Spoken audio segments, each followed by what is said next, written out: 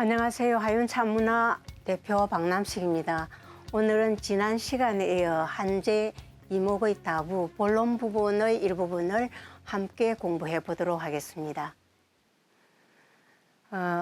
한제 이목의 차부를 중심으로 얘기를 되어 있는데, 이 본론에 들어가면은 한제는 다부가 10단락으로 되어 있다 그랬습니다. 그 중에서 2단락, 3단락, 4단락, 5단락 이거는 다 차의 산지나 이름, 또 자림 풍광 이런 것들이기 때문에 일단은 조금 내리고 6단락에서 차다리기에 있어서 차의 상품에 대한 얘기가 나옵니다. 그래서 그 상품에 대한 것부터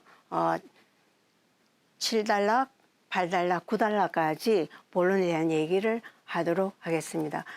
이 본론에서는 차가 가지는 상품, 치료, 오공, 육덕을 체계적으로 논하고 있습니다. 그리고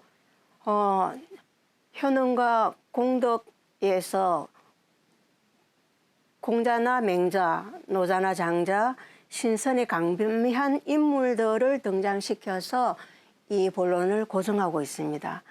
그리고 차를 매개로 해갖고 유학하고 노장과 신선이 그 사상을 서로 이렇게 넘나들도록 융합시키는 것이 굉장히 다른 어떤 차수보다 특색이 있는 것이 이 한제의 다부입니다. 차의 효능과 공덕이 또 어떤 한 분야의 사상이나 부류에 머물러 있는 것이 아니라 두루 소통하는 그런 특성이 있음을 강조를 했습니다. 한제는 차부에서 차를 통해서 심신을 단련시켜 자기 완성에 이르게까지 한다라는 것. 그것이 심, 마음과 기운, 그리고 신체, 그다음에 영혼 이런 것들이 합일경지로 조화시켜서 수양의 단계를 높이는 과정들이 치료 속에 나옵니다.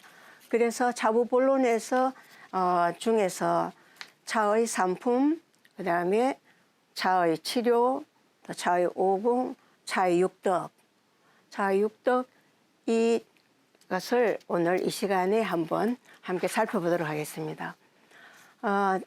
차의 상품이라는 것은 차를 상품, 중품, 하품으로 조금 구분했습니다. 차가 그냥 상품, 중품, 하품으로서 뭐 구분한다는 게 마땅하지는 않습니다만은 이 6번째 단락의 차다리기, 이 다릴 전자를 써서 전차 이렇게 얘기합니다.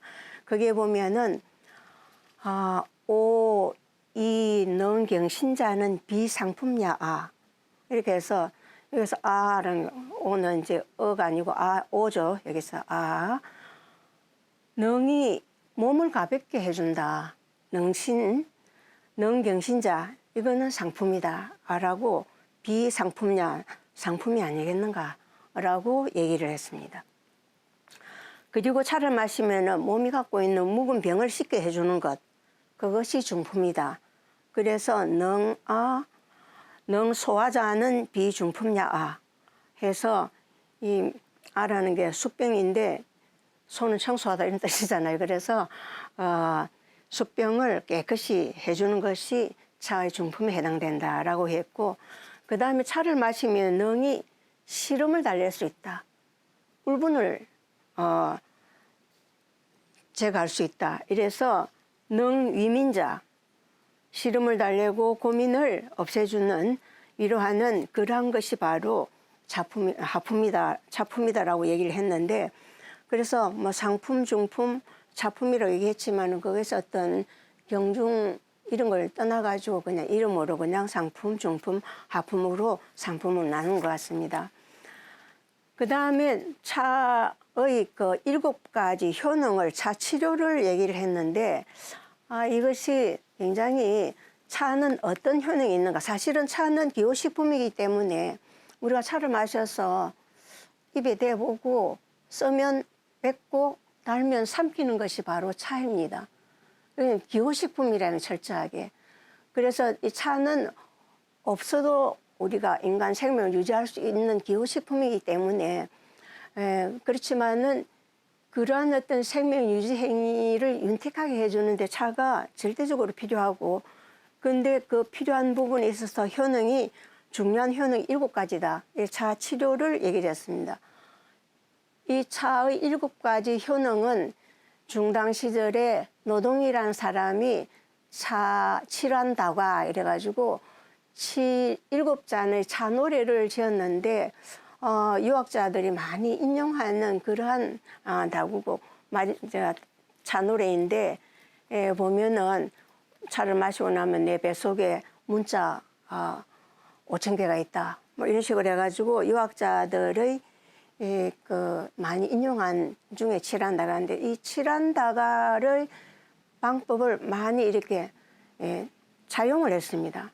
차용을 했지만은 이 첫째 잔, 둘째 잔 해서 7째 잔까지 이르기에 하나하나 등장하는 인물이라든지 인용하는 내용들이 굉장히 칠한다고 하고는 7잔의 찬노래하고는 굉장히 수준이 다르게 좋은 인용들을 많이 했습니다. 그래서 첫 잔에 이거 보면은 첫 잔에 7배 효능 고장옥설이다. 철진일환하니 철은 이제 마실 철자인데 첫째의 잔을 마시니 다 마시고 나니까 마른 창자가 깨끗이 씻어진다. 아주 청신한 부분을 얘기를 했습니다. 차를 한 잔 딱 마시니까 몸 안에 있는 창자들이 아주 그냥 깨끗이 씻어지고 그래서 현실적으로 육신의 어떤 변화를 보면서 실질적인 변화를 확인하는 그러한 내용으로 첫째 잔의 효능을 얘기했습니다. 그리고 철진이완, 이게 둘째 잔을 다 마시고 나니까 어떻게 되냐? 여기서 말하는 상혼욕선, 맑은 호는, 상쾌한 호는 마치 신선이 되려 하는 것 같다라고 얘기를 했습니다. 그 다음에 세 번째 잔은 병든 몸이 깨어나고 두풍이 난 듯하다. 이렇게 병골, 성, 두풍전 그리고 이제 마음을 노래해서 양노수 항지어부은 양 여기서 약 만양약자 같다라는 뜻입니다.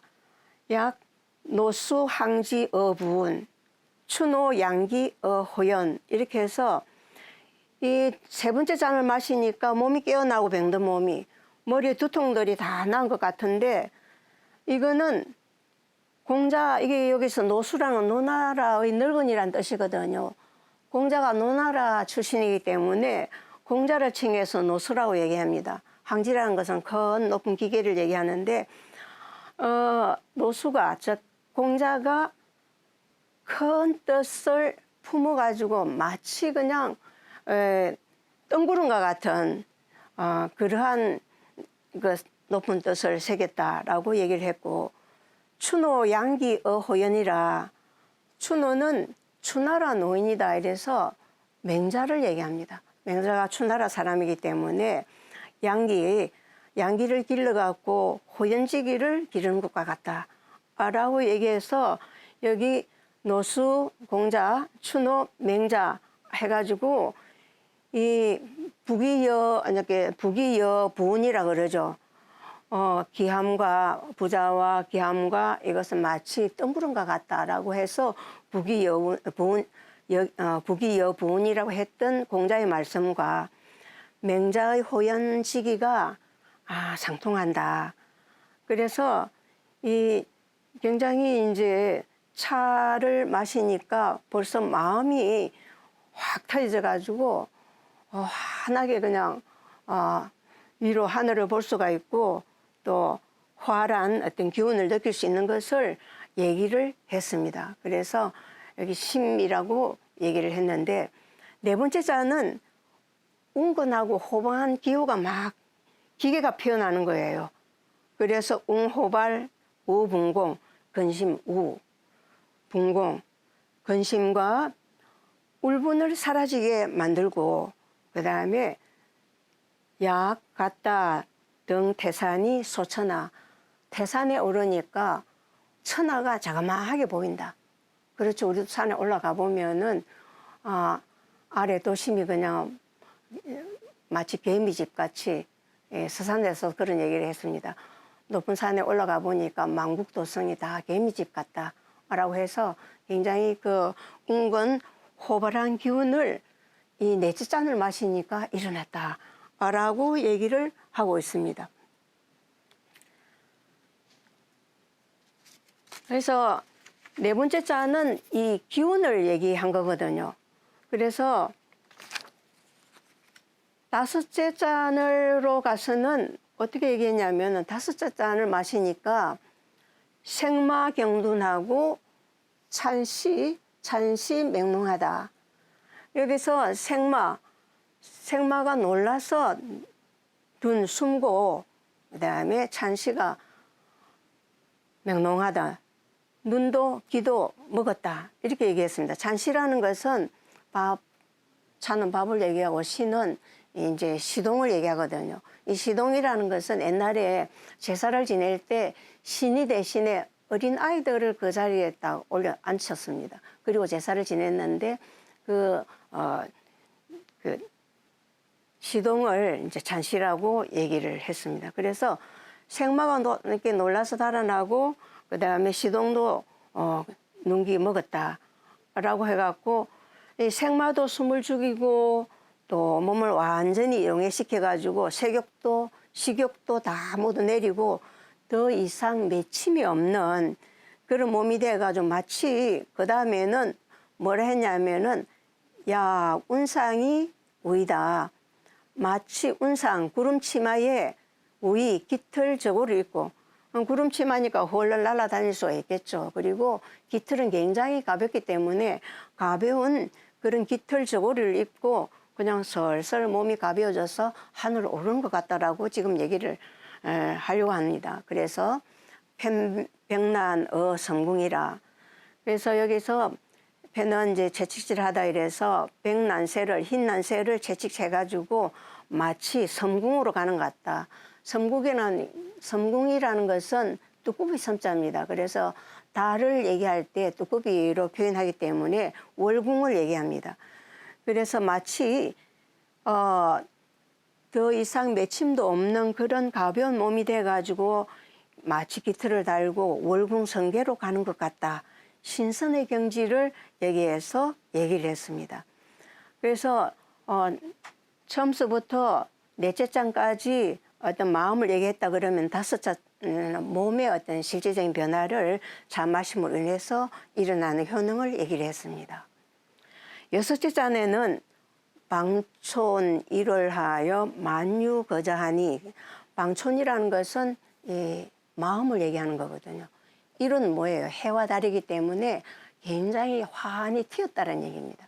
차를 마시니까 마음이 환히 튀어가지고 만유거저 모든 만물이 만유가 이 거저는 대자리 거자 대자리 저자로서 조그마한 대자리 같다.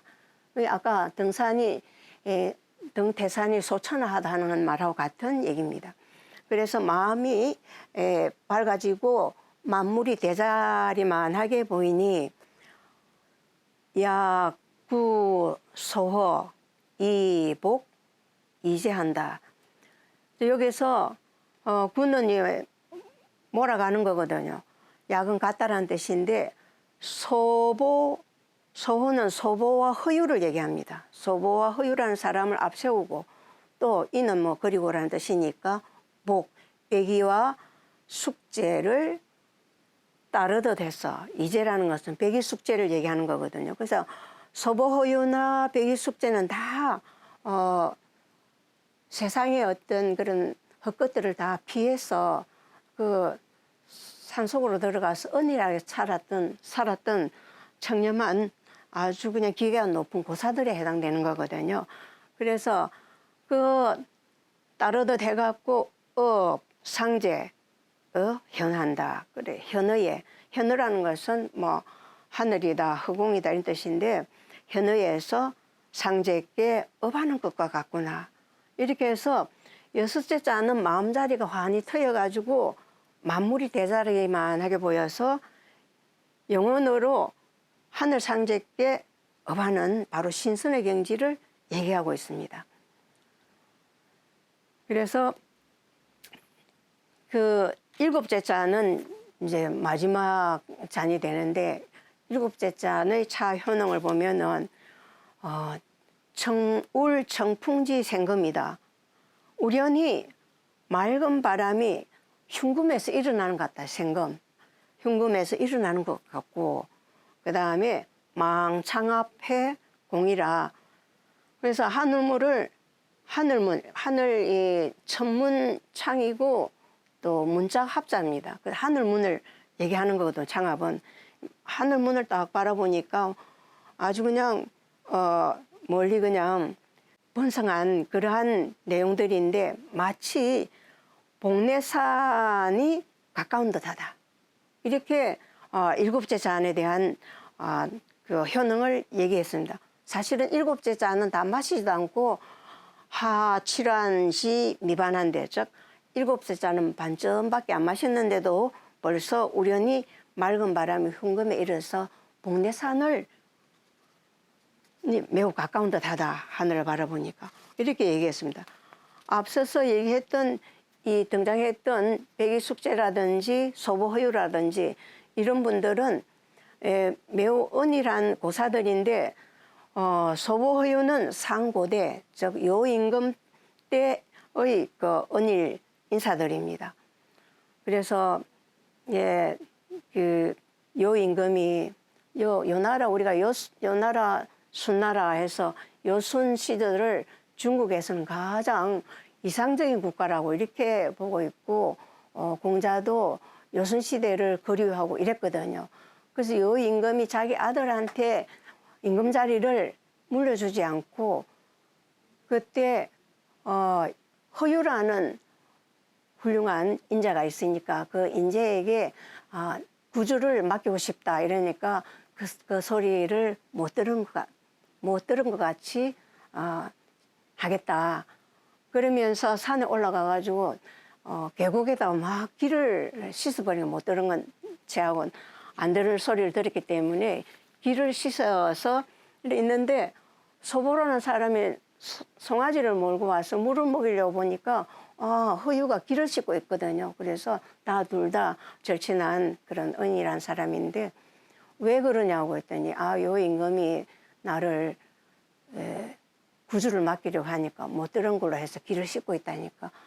그 더러운 씻은 그 물을 우리 송아지한테 먹일 수가 없다 하고 송아지가 더럽혀졌구나 라고 했던 그런 고사가 있는 사기열전에 또 이렇게 나와 있습니다. 나와 있어서 소보허유는 상고대 요임금 때 은일했던 아주 기가 높았던 고사들이고 그 다음에 백이숙제는 주나라 때, 즉 은나라 말 주나라 때 초기에 고조권의 아들입니다.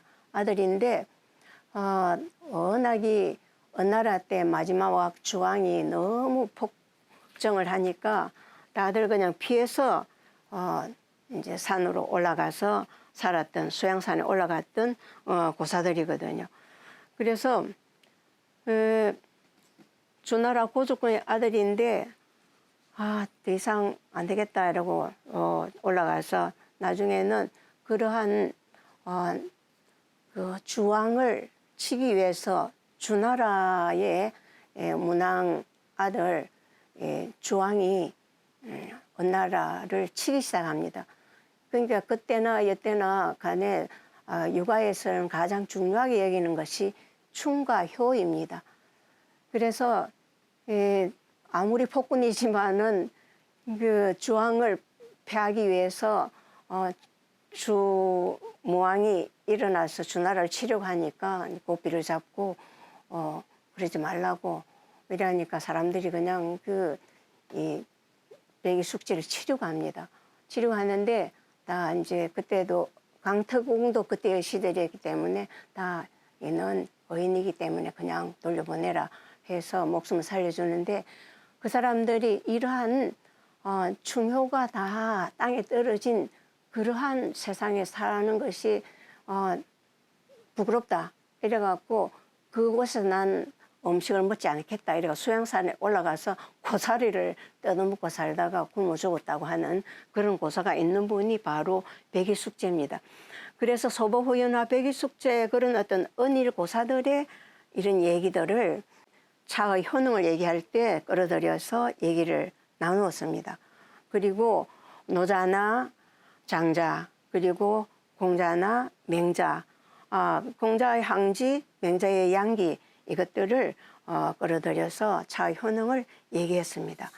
그래서 자유로운 어떤 그런 영혼으로 청한 자기 완성으로 가고자 하는 것을 이게 마음의 변화, 기운의 변화, 몸의 변화, 신령의 변화 이런 것들을 합일경지로 해서 현어, 섬궁, 월궁으로 가는 신선의 경지를 얘기를 한 것이 이 차 7가지의 효능에 대한 함입니다. 그 다음에 이제 말씀드리고 싶은 것은 차의 5가지 공입니다. 차의 5가지 공에는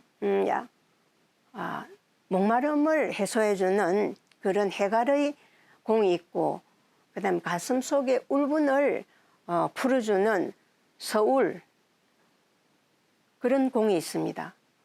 그리고 주인이나 빈주의 정, 주인이 예로서 손님을 손님과 정을 나눌 수 있도록 하는 예의 정, 빈주지정을 얘기하는 그러한 공이 있고, 그 다음에 몸 안에 있는 나쁜 그런 수행을 방해하는 그러한 벌레들을 제거시키는, 즉 욕구 제어를 할 수 있는, 몸속의 병을 다스릴 수 있는 그러한 고정의 공이 있습니다. 그리고 차는 또 숙취를 해소하고 술에서 깨어나게 하는 그러한 공이 있습니다.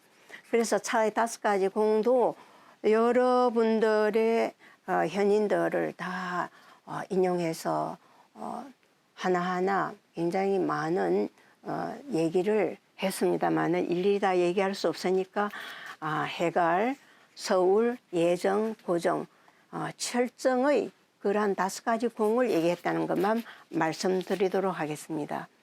그 다음에 차는 또 6가지 덕이 있는데, 사인수수, 차는 사람으로 하여금 굉장히 오래 살 수 있도록 인수, 어질고 목숨을 길게 하는 그러한 덕이 있다. 사인수수, 사람으로 하여금 수수한. 그래서 여기에 이제 보면은 제요대순, 요임금이나 순임금의 덕을 가지고 얘기를 하고 있습니다. 그 다음에 사인병이 이래서 여기는 유부편적, 유부편적의 덕이 있다라고 해가지고 유부나 편작의 덕이 있음을 얘기하고 있습니다. 그 다음에 백이양진의 덕이 있다라고 해서 사인기청, 사람으로 하여금 길을 맑게 해주는 그러한 것이 있다. 그래서 네 번째 덕에는 사인심일, 사람으로 하여금 마음을 맑게 하는 그러한 덕이 있다. 그리고 5번째 덕에는 사람으로 하여금 신선이 되게 하는 그러한 덕이 있다.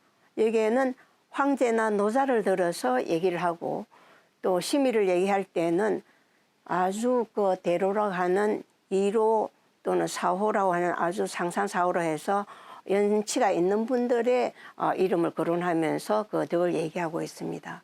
6번째는 사람으로 하여금 예를 갖추게 한다.